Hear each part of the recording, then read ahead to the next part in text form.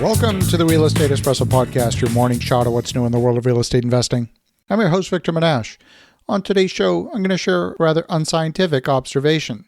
It's not based on any statistical sample size of any significance, but the data is firsthand, and for that reason, I'm paying attention to it. But then I'm going to back it up with some real data.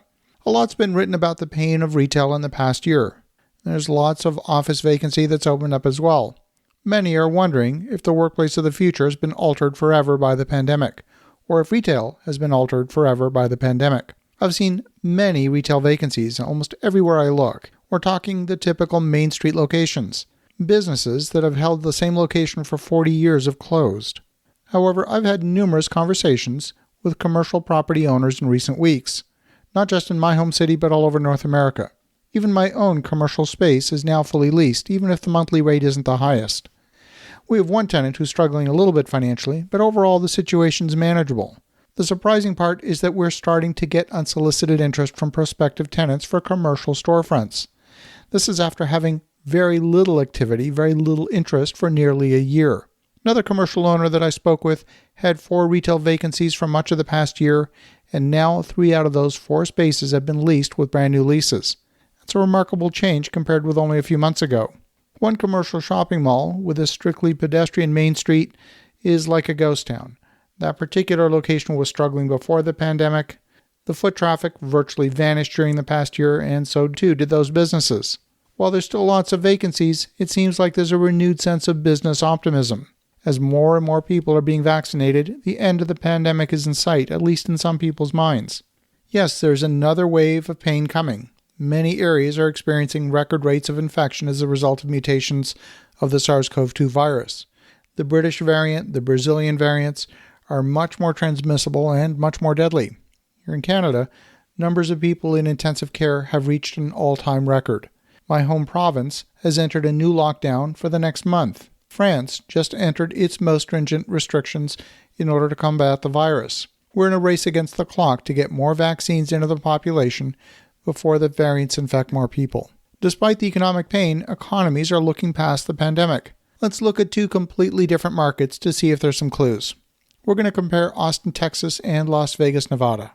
The biggest economic driver in Austin right now is the tech industry. There's extensive growth in the tech sector from major tech employers including Amazon, Apple, Facebook, Tesla, Oracle, and Qualcomm, to name just a few. Some corporate relocations from California have accelerated the growth of the Austin market. These are high-value jobs, and they have been very resilient during the pandemic.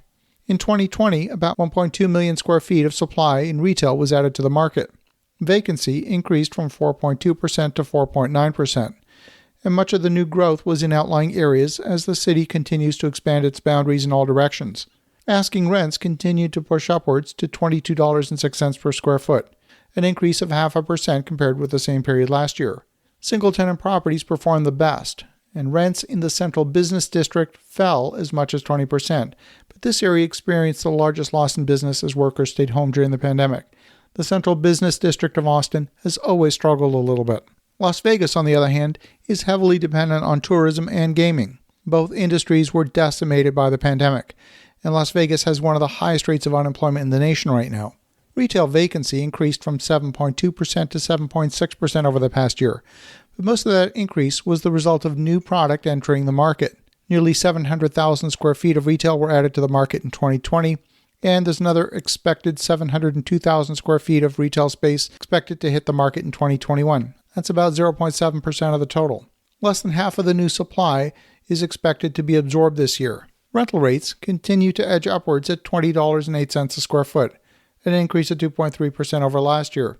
Now, you would think that rents would be falling. You would think that rent concessions would be everywhere, but not so far. So perhaps it's no surprise that location matters more than anything else. In the case of retail, properties that are close to where people live perform the best.